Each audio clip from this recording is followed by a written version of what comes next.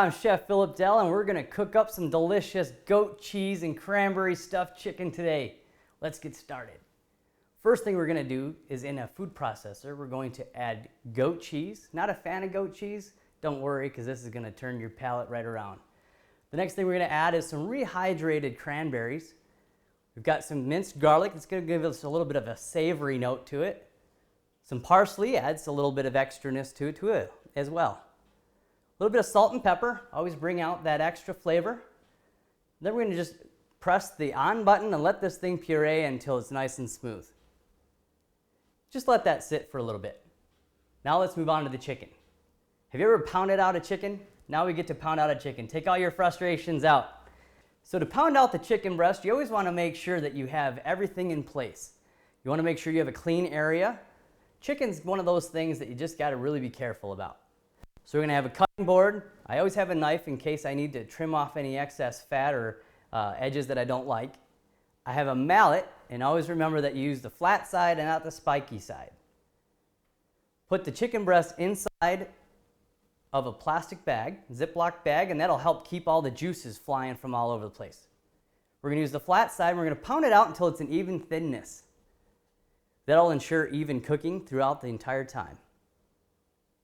Next thing we're gonna do is we're gonna remove it from that. We're gonna put it on aluminum foil that's 3 times the size of the chicken breast. We're actually gonna roll it up into this. It's fascinating how this works.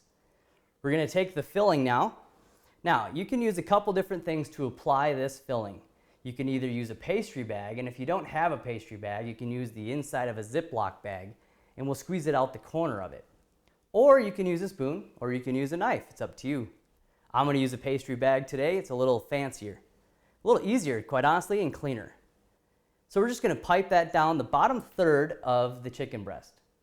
We're gonna take the chicken breast and we're gonna fold up the sides about 1 inch on each side, and we're gonna roll it up like a burrito. Then we're gonna package it all up in the aluminum foil, nice and tight. Make sure it's nice and tight. We're gonna roll that up just like we did the chicken breast. Looks just like a burrito, doesn't it? So then we're gonna put it in a preheated 425-degree oven for about 25 minutes.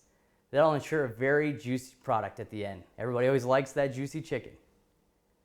Right when it comes out of the oven, we have a saute pan. We're gonna heat that up and put a little bit of olive oil in it.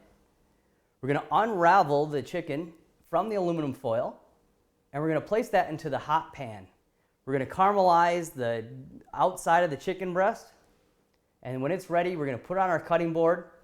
We're gonna let it sit for about 5 minutes to let those natural juices redistribute and get it nice and juicy still.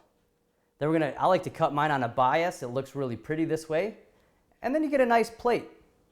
Just display it beautifully. It glistens. Look at that. Doesn't that look just fantastic? And then who can resist that cranberry goat cheese? So we're gonna pipe a little bit of that on the plate too. Makes your guests go crazy. I'm Chef Phillip Dell, and we just cooked healthy chicken stuffed with cranberry goat cheese.